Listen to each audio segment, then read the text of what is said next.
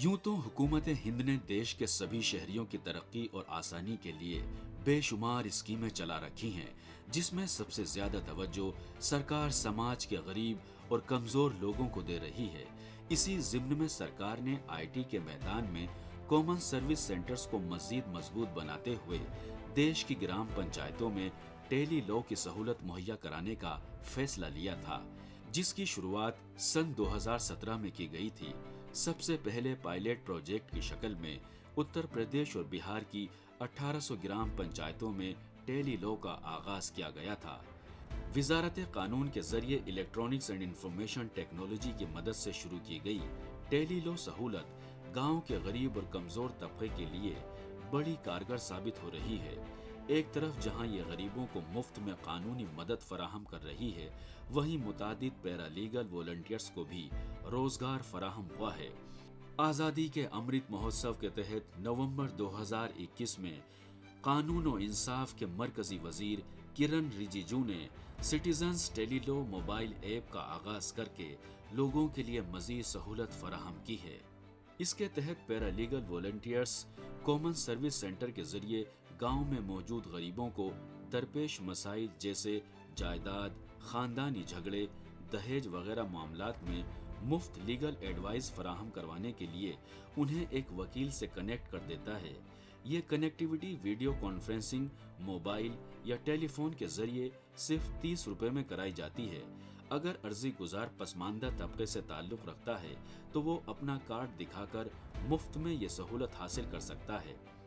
इसके जरिए अब गांव के लोग अपने गांव से ही वकीलों से अपने मसाइल के हल के लिए उनसे लीगल एडवाइस हासिल कर लेते हैं। इस तरह हजारों गरीब और बेसहारा अफराद मुफ्त में वकीलों से अपने मसाइल का हल कराकर इत्मीनान से जिंदगी बसर कर रहे हैं। आज ये सहूलत गरीबों और कमजोर तबकों को कानूनी मदद मुहैया कराने में मील का पत्थर साबित हो रही है।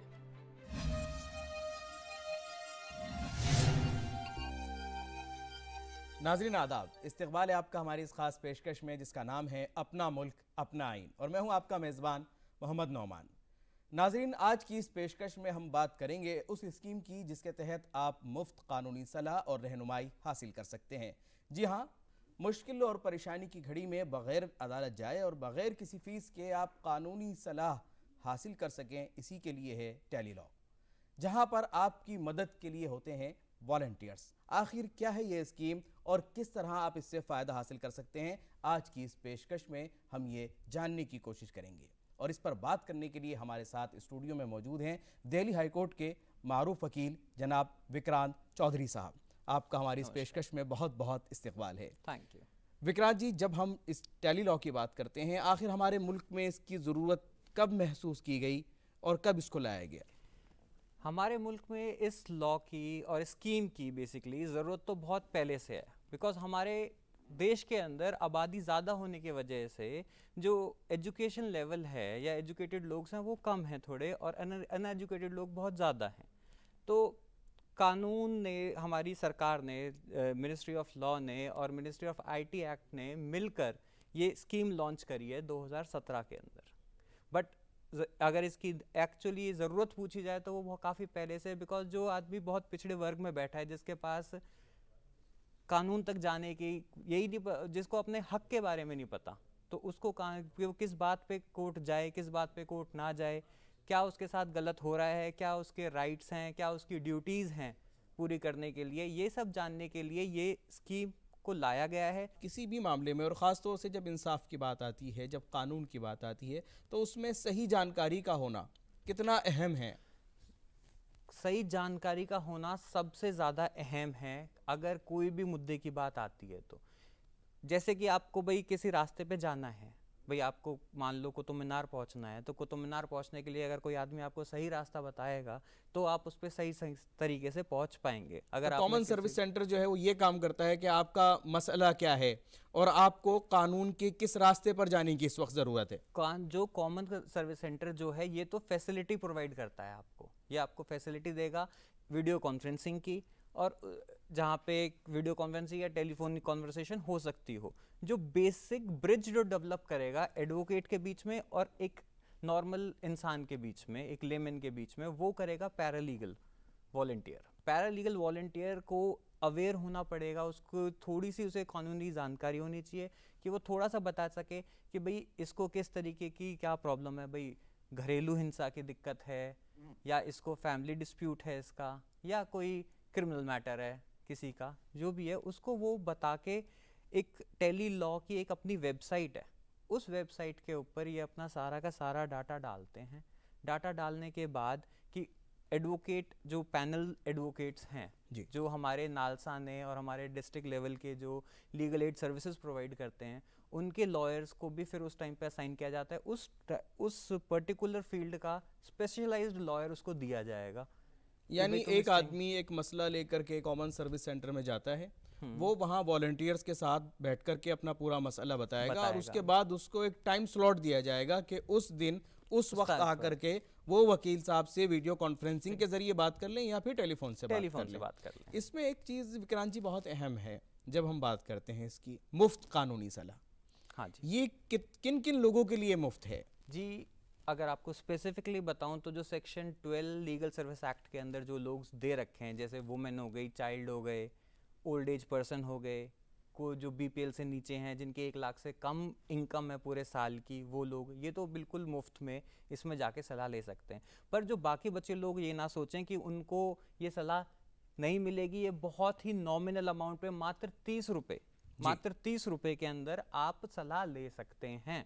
आपने कहा कि जो वो लोग हैं जो माजूर हैं या जो बीपीएल के नीचे जो अपनी ज़िंदगी गुजार रहे हैं, उनसे कोई फ़ीस नहीं ली जाती, उनसे कुछ पैसे, तो आखिर उनको वो सबूत किस तरीके से देना पड़ेगा? क्या उनको कोई सर्टिफिकेट वहाँ दिखाना पड़ेगा कि वो नहीं दे सकते हैं? जब कोई भी इंसान जाके सीएससी को रीच करे या पैरालीगल वॉलंटियर को रीच आउट करे, ठीक है, उससे जाके बात करे, तो वो वहाँ पे उसे डॉक्यूमेंट क्या चाहिए क्या नहीं चाहिए। अब बीपीएल के नीचे जो हम बात करते हैं कि भैया तो बीपीएल कार्ड अगर है तो बहुत अच्छा है, अगर नहीं है तो वो अपनी सालाना इनकम अगर बता दे, क्योंकि आईटीआर तो देखो भरना बहुत ज़रूरी है, अगर वो भी दिखा दे कि मेरी साल की इनकम बहुत नीचे है, 1 लाख से नीचे है, तो उसको ये फ्री में सेवा दी जाएगी उसके अंदर। सेवा में। अच्छा, जहाँ हम ये सेवा की बात करते हैं, किस तरह के केसेस ज़्यादातर आते हैं जब हम कॉमन सर्विस सेंटर में देखते हैं? तो सर, कॉमन सर्विस सेंटर में हमारे देश में एक बहुत बड़ी प्रॉब्लम है, जो ये लोग अपने हक के बारे में भी नहीं जानते,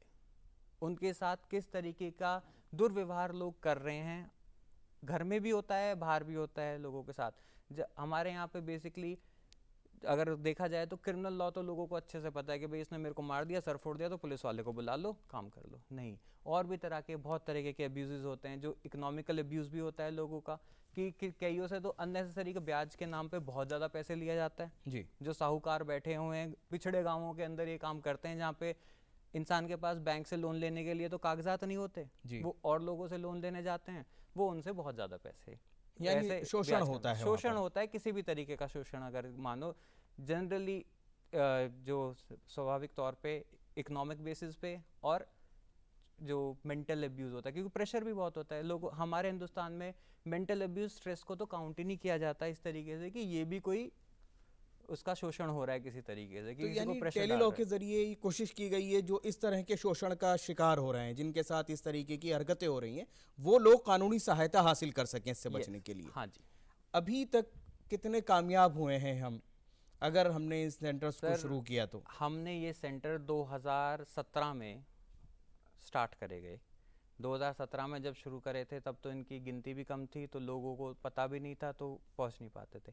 आज की डेट में सीएससी सेंटर 1 लाख के करीब हो चुके हैं, जिसमें 22 लाख लोगों की, 22 लाख केसों की बात करता हूँ, 22 लाख केसों को रजिस्टर भी कर दिया गया है, यानी 22 लाख केसेस दर्ज हो गए हैं, दर्ज हो चुके हैं इसमें, जिनमें से 20 लाख से ज़्यादा ही ये आंकड़ा, 20 लाख से ज़्यादा को निवारण भी मिला है इसके अंदर, बहुत कि उनको, बाकी जो कुछ केसेस हैं जिनको अभी जो अनअटेंडेड बोले जाते हैं, अनअटेंडेड का मतलब क्या होता है कि वो प्रोसेस के अंदर हैं, उनकी जो अपॉइंटमेंट्स हैं वो तो दिए जा चुके हैं, बट वो अभी होंगे अपॉइंटमेंट, मतलब उनकी काउंसलिंग वगैरह होगी, अभी कंसल्टेशन होगी। एक बड़ा अहम यहाँ पर एक सवाल होता है, आप वकील हैं, आप जानते हैं कि कितना दबाव रहता है अदालतों के ऊपर।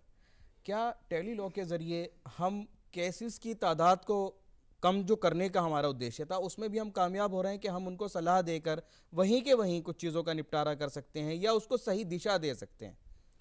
सर देखो, जो टेली लॉ है, टेली लॉ के इस सिस्टम के स्कीम के हिसाब से और जो इसका सेटअप है, इससे हमें इतनी मदद मिल रही है कि जो अननेसेसरी चीज़ें, मतलब जो जिनका कानून भी में कोई ओर छोर नहीं है, जी, ठीक है, उन चीज़ों को हम आदमी को बिठा के समझा के उनकी आपस में बातचीत करा के या कंसल्टेंसी लेके पैनल लॉयर से उनकी बात को सुन के इंसान को पता चल जाता है कि भाई मेरे साथ ये सिचुएशन नहीं है, ये है, तो वो कानून में जो अननेसेसरी के जो केस रजिस्टर होते जी, जी, वो कम होते हैं। यानी उसको क्योंकि सही दिशा मिल जाती है और वो जो गैर ज़रूरी मुकदमे हैं या गैर ज़रूरी चीज़ें होती हैं उनसे वो बच जाते उनसे वो हैं बच उसके जाता है। अंदर। क्योंकि अंत में क्या होता है कि इंसान जाके केस डाल दे, कुछ साल केस भी लड़े, कुछ साल बाद जाने के बाद जब जज साहब केस को खारिज कर देंगे तो वो आदमी फ्रस्ट्रेशन में आके ये बोलता है कि तो हमारा तो कानून ही बेकार है। ये स्टेप उसका भी बच जाता है, उसका टाइम सेव हो जाता है। बेसिकली टेली लॉ कंसल्टेशन हमारे टाइम को सेव करती है, हमारा जो टाइम वेस्ट होता है उसको सेव करती है, एंड ग्रोथ देती है कि जो लास्टली जो पिछड़ा वर्ग है, बिल्कुल मतलब पिछड़ा वर्ग इस सेंस में कि जो रिमोट एरिया में जहां तक हमारी पहुंच नहीं हो सकी, या हमारी कोशिश ये है कि उस तक भी इंसाफ पहुंचे। बिल्कुल, मतलब नाउ विद मतलब टेली लॉ के उससे हम जस्टिस डोर स्टेप पे प्रोवाइड कर रहे हैं। बहुत खूब। कि हुकूमत की क्या कोशिश है इसको लेकर के, क्योंकि आपने दो चीज़ें बताई, एक तरफ तो उसका वीडियो कॉन्फ्रेंसिंग के ज़रिए राब्ता हो रहा है वकील साहब से, और दूसरा जब राब्ता हो रहा है तो वो कानून के बारे में भी जागरूक हो रहा है, तो हुकूमत की क्या कोशिश है? सर हुकूमत की कोशिश आप ये लगा लो, क्योंकि जो ये सेटअप है, जो हमारा डिजिटल इंडिया का जो प्लान था, अब डिजिटल इंडिया के प्लान को ही लेके ये सारी चीज़ें सेटअप करी गई हैं। हमारी ministry of law and justice ने एंड आईटी मिनिस्ट्री ने मिलके ये स्कीम को लॉन्च करा है, जिससे अभी तक तो लोग ऑनलाइन बाकी सारी सेवाओं को ले रहे थे, अब ये कंसल्टेशन, लीगल कंसल्टेशन जो है वो भी प्रोवाइड करी जा रही है, और निशुल्क लगा लो, बिल्कुल निशुल्क तरीके से इस सेवा को दिया जा रहा है सबको। आपने एक बात कही कि वहाँ पर बातचीत जब होती है तो अननेसेसरी चीज़ों से बच जाते हैं लोग, गैर ज़रूरी मुकदमेबाजी से भी बच जाते हैं, तो जो वकील होते हैं इस पैनल में, जो कानूनी सलाह देते हैं, हाँ जी, क्या उनकी इस तरह की कोशिश रहती है कि वो मीडिएशन का भी काम करते हैं, कि वो मीडिएटर बनकर और कुछ चीज़ें जो सॉर्ट आउट हो सकती हैं उसी लेवल पर, क्या उसको भी सॉर्ट आउट करने की कोशिश की जाती है? इस पैनल में बेसिकली इंटरेक्टिव सेशन होता है, जो लिटिगेंट है उसका और लॉयर का। लॉयर यहाँ पे तो जो लिटिगेंट है उसके राइट्स क्या नहीं हैं, इन दोनों को बता सकता है, इन दोनों को करा सकता है। वो असिस्ट कर सकता है पैरालीगल वॉलंटियर को कि अगर कोई चीज़ इन दोनों की बैठ के ख़त्म हो सकती हो, कि भैया बैठ के आपस में राजीनामा किसी तरीके का हो सकता हो, तो वो करवा सकता है। बिकॉज कि टेली लॉ कन्वर्सेशन पे कॉन्फ्रेंसिंग, वीडियो कॉन्फ्रेंसिंग होती है, अगर लिटिगेंट बुला के ले आता है अपनी अपोजिट पार्टी को भी, तो वो उन दोनों को समझा सकता है कि तुम दोनों इस तरीके से नहीं कर सकते, क्या कर सकते हो। यानी दोनों पक्ष अगर चाहें तो दोनों पक्ष के साथ भी वीडियो कॉन्फ्रेंसिंग हो सकती है। हाँ, ये वॉलंटियर की जिम्मेदारी होगी कि वो उनको असिस्ट करेगा इन दोनों को, कि अरेंज करा के उनके बाद उनका अपॉइंटमेंट अरेंज कराए। बिकॉज ये वॉलंटियर, इसमें मेन जो वर्कलोड है, जो आप समझो कि मेन काम है, जो सब कुछ अपलोड करना है, एवरीथिंग, वो पैरालीगल वॉलंटियर के ऊपर बहुत ज़्यादा निर्भर करता है, उनके ऊपर ज़्यादा जिम्मेदारी होती है, और कहीं ना कहीं लोकल होने की वजह से उनको खुद भी बहुत सारे मामलात के बारे में जानकारी होती है। बिल्कुल सही बात है। अच्छा, एक चीज़ आपने कही कि वहाँ पर डिस्कशन जब होता है या वीडियो कॉन्फ्रेंसिंग होती है, तो एक चीज़ बहुत ज़्यादा अहम हो जाती है यहाँ पर, गोपनीयता जिसे हम कहते हैं। हाँ जी, उसका किस तरह से ख्याल रखा जाता है? एक अगर कोई महिला है तो शायद उसका कोई डोमेस्टिक वायलेंस का मैटर हो सकता है, या कोई इस तरीके का मुद्दा हो सकता है जिसको वो सबके सामने हाईलाइट नहीं कर सकते या वॉलंटियर के सामने भी नहीं कर सकते, और CSC आपने बताया कॉमन सर्विस सेंटर में वो बैठे हैं, किस तरह से इस गोपनीयता को रखा जाएगा बरकरार? जिसके अंदर जो आपकी केस की डिटेल है, आप महिला ले लो या कोई भी केस उठा लो, आपकी जो केस की डिटेल्स हैं वो बिल्कुल और बिल्कुल कॉन्फिडेंशियल रखी जाएंगी, उसको किसी के साथ शेयर नहीं किया जाएगा। अगर आप इतने पढ़े लिखे हैं कि आप खुद अपना अपलोड कर सकते हैं, तो आप उसको, इसने ऐप भी लॉन्च कर रखा है, आप अपने फ़ोन में ही डाउनलोड करके अपने फ़ोन में ही अपनी बातों को अपलोड कर दीजिए। आपके फ़ोन पे ही मैसेज का रिवर्ट आ जाएगा कि आपका अपॉइंटमेंट किस डेट का है, आप सीधे अपने वकील साहब से बात कीजिए। यानी अगर कोई इंसान कॉमन सर्विस सेंटर नहीं भी जाता और वो ऐप इस्तेमाल कर रहा है, तो वो उस ऐप के जरिए वो ऐप के जरिए कर सकता है, वो कर सकता है। कर सकता है। यानी एक बहुत अहम चीज़ यहाँ पर सामने आई है कि अगर आप कॉमन सर्विस सेंटर नहीं भी जाना चाहते, तो हमारे जो लॉ मिनिस्टर हैं उन्होंने जो एक ऐप लॉन्च की थी उसके ज़रिए भी आप ये फ़ायदा हासिल कर सकते हैं, यानी कानूनी सलाह और रहनुमाई आपको उस ऐप के ज़रिए भी मिल सकती है। तो एक बहुत बड़ा इसके अंदर एक माइलस्टोन हम कहेंगे। और आपने कहा कि गोपनीयता भी बरकरार रखने की पूरी कोशिश इसमें की गई है। जब बहुत सारे छोटे छोटे केसेस आते हैं सामने, जिनको सामने आने में बहुत वक्त लग जाता है, क्या कॉमन सर्विस सेंटर से या टेली लॉ के ज़रिए उनका निवारण आसान हो जाता है, या उसको उस परेशानी को दूर करने में हम कहीं कामयाब हो पाते हैं? सर, जो छोटे छोटे जो केसेस होते रहते हैं रोज़मर्रा की ज़िंदगी के अंदर, छोटी छोटी लोगों को परेशानियां होती रहती हैं, इसके अंदर बेसिक क्या है कि जो टेली लॉ के ज़रिए जब आप एक एक्सपर्ट की एडवाइस ले लेते हैं, तो आपको अपने हक के बारे में और अपनी प्रॉब्लम का सॉल्यूशन आपको नज़र आ जाता है कि ये इतना बड़ा दिक्कत नहीं है कि जिसके ऊपर मुझे अपना इतना समय लगा देना, क्योंकि हमारा जीवन छोटा सा है।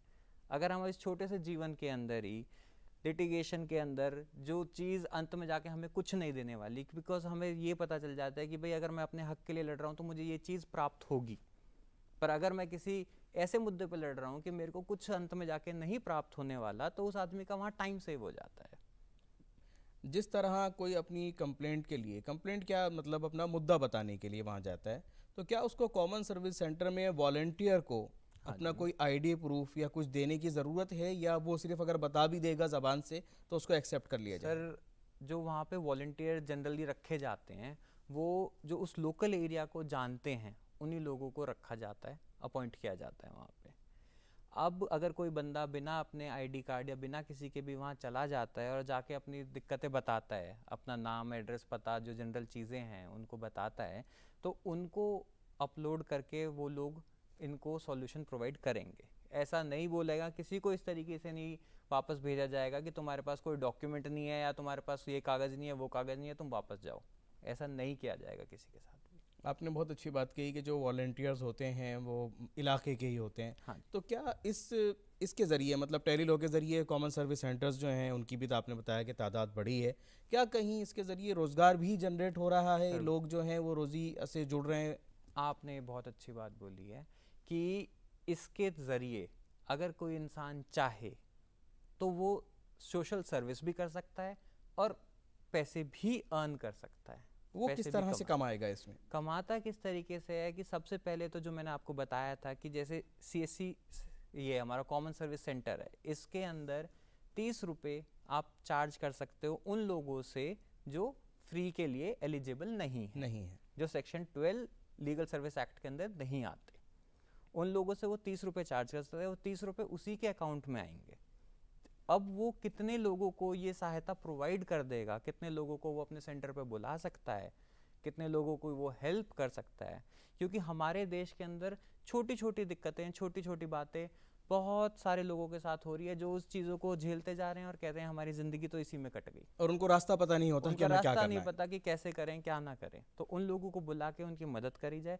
मदद के तौर, तुम मदद तो कर ही रहे हो, तौर पे तुम्हें पैसे भी अर्न हो रहे हैं, जो सरकार ही दे रही है तुम्हें पैसे। कॉमन सर्विस सेंटर कायम करने के लिए किसी भी इंसान का कितना पढ़ा लिखा होना ज़रूरी है?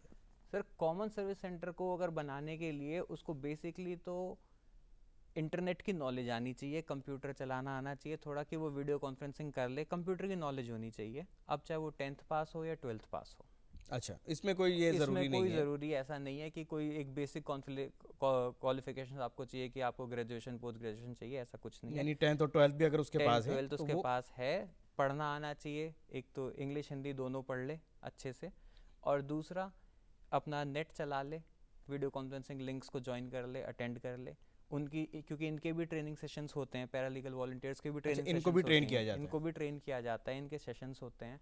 जो डिस्ट्रिक्ट लेवल की लीगल एड सर्विसेज जो हैं वो ही इनको ट्रेन भी करती हैं कि आपको क्या चीज़ कैसे देखनी है, कैसे करनी है, आपको कैसे हैंडल करना है अपने जो अभी आपके पास आए हैं लोग उनको। यानी एक सिस्टम का होना भी ज़रूरी है, कंप्यूटर सिस्टम ज़रूरी है, हाँ, इंटरनेट कनेक्शन, एक जगह हो पर्टिकुलर जहाँ वो एक माहौल दे सकें, हाँ, उन लोगों को, जहाँ और वो थोड़ी प्राइवेसी भी दे सकें। कल को जब वो अपने वकील से बात कर रही हैं तो ऐसा ना हो कि वहाँ पे आप भीड़ लगा के भीड़ बैठे लगाई हैं, हुई कुछ हो। ऐसे कोई जगह नहीं होनी। उसको यानी जो भी वहाँ पर आ रहा है कानूनी सलाह के लिए, उसको एक सेफ माहौल देना और एक ऐसा माहौल देना जहाँ उसकी बात कहीं लीक नहीं होगी, ये भी बहुत ज़रूरी है वहाँ पर कॉमन सर्विस सेंटर में। ये तो उनकी बात हो गई जो सेंटर कायम करते हैं।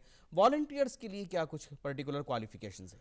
सर वॉलंटियर्स के लिए भी एक तो 10th और 12th दोनों में से कोई भी एक क्लास उन्होंने पास कर रखी है। दूसरा थोड़ी सी, बहुत ज़्यादा नहीं, एक बहुत थोड़ी सी कानून की उनको नॉलेज होनी ज़रूरी है। यानी इतना तो पता होना ही चाहिए उनको कि क्या चीज़ है क्या नहीं है, जी, वो उनको पता होने चाहिए। उसके बाद वो लोग अप्लाई कर सकते हैं, और अप्लाई करने के लिए इसमें टेली लॉ की जो वेबसाइट है, ये इसके थ्रू भी अप्लाई कर सकते हैं लोग अगर करना चाहते हैं। जो तो लोग वॉलंटियर बनना चाहते हैं हैं वो टेलीलॉ की वेबसाइट पर जा करके उसमें लॉगिन कर सकते हैं, लॉगिन कर सकते हैं। हाँ जी। और दूसरा वो इस तरीके से भी कर सकते हैं कि हमारी जो वहाँ पे जो हर डिस्ट्रिक्ट पे एक लीगल सर्विस टीम होती है, लीगल सर्विस सेंटर होता है जो निशुल्क काम कर रहा है, उसके भी अपने पैरालीगल वॉलंटियर्स होते हैं, वो वहाँ पे भी अप्लाई कर सकते हैं अगर करना वो वहाँ पर भी कर सकते हैं। और क्या इनके लिए कोई एग्ज़ाम वगैरह कोई कंडक्ट किया जाता है, या सिर्फ जब ये अप्लाई कर देते हैं तो सिर्फ इनकी क्वालिफिकेशन देख करके इनको ले लिया जाता है? ये डिपेंड करता है कि किस एरिया में कितने ज़्यादा एप्लीकेंट आ रहे हैं। अगर बहुत सारे एप्लीकेंट हैं तो इनका इंटरव्यू कंडक्ट किया जाता है, इनका देखा जाता है उसमें कि जो बेहतर क्या हो उनको तलाश किया जाएगा, जो ज़्यादा अच्छी तरह लोगों को फैसिलिटेट कर सके। हाँ, जिसकी ज़्यादा लोगों से अप्रोच भी हो, लोगों को फैसिलिटेट कर सकें और अपने लोकल एरिया में वो चीज़ों को जानते भी हों उन लोगों को इसमें प्रेफर करते हैं कि उनको रखा जाए। एक बड़ा अहम मसला इसमें यह भी आ जाता है कि जब हम बात करते हैं कानूनी सलाह की, तो बहुत सारे केसेस होते हैं। अब क्या इसमें कुछ केसेस को या कुछ मुद्दों को स्पेसिफिक किया गया है कि इन्हीं मुद्दों के ऊपर जो है आप मुफ्त कानूनी सलाह लेंगे, इससे ज़्यादा आप बियॉन्ड अगर आपको जाना है तो फिर आप अदालत का रुख करें? सर हमारे यहाँ बहुत तरह के केसेस हैं, बट मैं आपको थोड़ा ब्रॉड एक डिवीज़न देता हूँ, सिविल, क्रिमिनल, मैट्रिमोनियल। अब आप मैट्रिमोनियल जो है वो है कि फैमिली सेटलमेंट जो हमारी होती है, कि फैमिली के अंदर पति पत्नी के झगड़े हो गए, सास बहू के झगड़े हो गए, सास ससुर के झगड़े हो गए, ये सारे इसके अंदर आप कंसल्टेशन ले सकते हैं। और आपके सिविल मैटर, आपकी ज़मीन की लड़ाई हो गई, आपकी कोई आपके राइट, आपके किसी आपके घर के बाहर सीढ़ियाँ बना रहा है, या कोई आपके सड़क को कब्जा कर रहा है, तो ये सारे मैटर्स आप यहाँ पे कंसल्ट कर सकते हैं। अब आता है क्रिमिनल मैटर्स के अंदर, अगर कोई अरेस्ट की बात आ रही है, किसी को अननेसेसरी अरेस्ट कर रखा है, ये बहुत अच्छा आपने मुद्दा उठाया है। किसी को ज़बरदस्ती जेल के अंदर अगर रख लिया गया है, पुलिस वाला 24 घंटे के अंदर अगर उस आदमी को पेश नहीं कर रहा मजिस्ट्रेट साहब के सामने, तो आप इस लॉ की कंसल्टेशन ले सकते हो। और एक चीज़ और बताता हूँ, इस कानून के अंदर इंस्टेंट, एक तो होता है अपॉइंटमेंट लो, एक होता है कि आप इंस्टेंटली इस सेवा का इस्तेमाल कर सकते हो। अच्छा, ये इसमें प्रावधान है? ये इसमें प्रावधान है कि आप इंस्टेंटली ले सकते हो, कि जो पैनल लॉयर है वो भी अवेलेबल है। आप जाके पैरालीगल वॉलंटियर को बताओ कि जी मुझे तो ज़रूरी चाहिए कि मेरी ये दिक्कत है, मेरी ये परेशानी है, मुझे तो 24 घंटे के अंदर चाहिए, तो वो आपको 24 घंटे के अंदर भी प्रोवाइड करी जाएगी। यानी इन केस ऑफ इमरजेंसी अगर आप किसी मुश्किल या परेशानी में हैं तो आपको 24 घंटे के अंदर अंदर सलाह प्रोवाइड की जाएगी। एक वकील से आपका ताल्लुक कायम किया जाएगा वीडियो कॉन्फ्रेंसिंग के जरिए या टेलीफोनिक तरीके से, और वहां आप वो सलाह ले सकते हैं। सलाह ले सकते हैं, अपने कानून के बारे में अपनी प्रॉब्लम बता के अपना पूरा का पूरा जान सकते हैं। आपको पूरे 20 मिनट प्रोवाइड करे जाएंगे। नहीं समझ में आती है बात तो आप दोबारा अपने आप को रजिस्टर करा के दोबारा 20 मिनट ले सकते हो। बहुत अच्छी आपने बात कही। एक वकील के नज़रिए से आपको टेली लॉ और ये कॉमन सर्विस सेंटर्स कितने कामयाब होते हुए नज़र आ रहा है देश में? सर वकील के नज़रिए से आपको मैं बताऊं तो टेली लॉ हमारे देश को काफ़ी पहले लेके आ जानी चाहिए थी।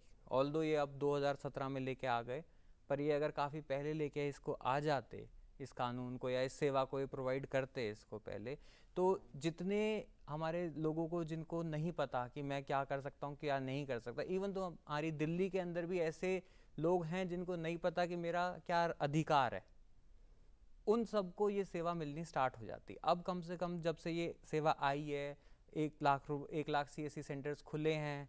अब लोगों को दूर दूर तक, महिलाओं को जो पीड़ित थी, ससुराल वालों से पीड़ित हैं या कहीं से भी अपना उनका दिक्कत चल रही है, या बूढ़े लोग हैं, बूढ़े लोगों को, माँ बाप को बच्चा बेटा उनको नहीं दे रहा, परेशान राइट हो से रहे हैं वो परेशान कर रहा है, उनको खाना नहीं दिया जा रहा, शेल्टर नहीं दी जा रही। ऐसी स्थिति में वो कहाँ जाए? ऐसी स्थिति के अंदर ये लोग आके सलाह ले सकते हैं कि भाई हमारा ये मेरी दिक्कत है, मुझे बताओ मैं क्या करूं। तो बहुत सारे कानून हैं हमारे इस तरीके के कि मेंटेनेंस ऑफ सिटीजन एक्ट है, ठीक है, हमारा डोमेस्टिक वायलेंस एक्ट है, हमारे यहाँ महिला मंडल बना रखे हैं।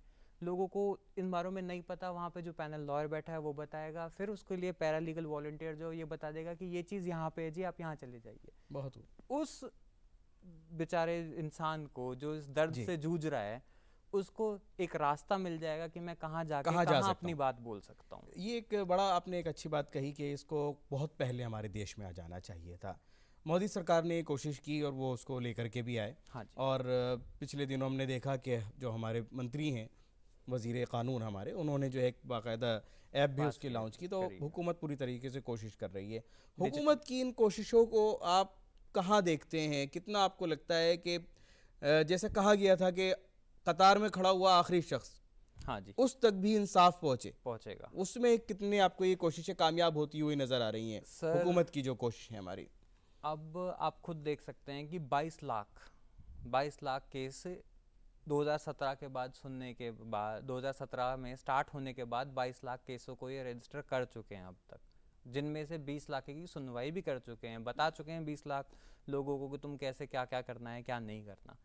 अगर ये लोग, मैं कहूँ कि सलाह लेने के लिए वकीलों के ऑफिस में जाएं या कोर्ट में जाएं, तो इतना ज़्यादा वर्कलोड या इतने ज़्यादा लोगों का प्रेशर जी कोई इस्टेब्लिशमेंट नहीं झेल पाएगा। बहुत अच्छी बात कही आपने। और वो लोग जो आज भी किसी भी मामले में सोचते हैं कि नहीं हमें अदालत जाना चाहिए, हमें कोतवाली जाना चाहिए, वकील साहब से पूछना चाहिए, उनके लिए क्या मैसेज होगा आपका? उनके लिए ये कानूनी सलाह कितने मायने रखती है उनके अपने इलाके में, कॉमन सर्विस सेंटर में? सर ये एक बात बताओ, कोई चीज़ आपको अपने घर से निकल के इतनी दूर जाके सेम चीज़, सेम सामान या सेम बात आपको मिल रही हो और दूसरी आपके घर के एकदम पास ही मिल रही हो, तो आप कौन सी लेना चाहेंगे? पहले बिल्कुल सही आपने कहा कि आप वही सुविधा लेना चाहेंगे जो आपको घर के पास, यानी कि आपके इलाके में ही कॉमन सर्विस सेंटर के अंदर आपको मिल रही है। और इसके ज़रिए हमारी हुकूमत ने जो कोशिश की वो बिल्कुल ऐसी है जिस तरीके से दो धारी तलवार होती है। यानी एक तरफ तो डिजिटाइजेशन बहुत तेज़ी से हुआ, हमारी पंचायतें जो थी वो इंटरनेट से जुड़ गई, और दूसरी तरफ जो इंसाफ का तकाजा था कि हर घर तक,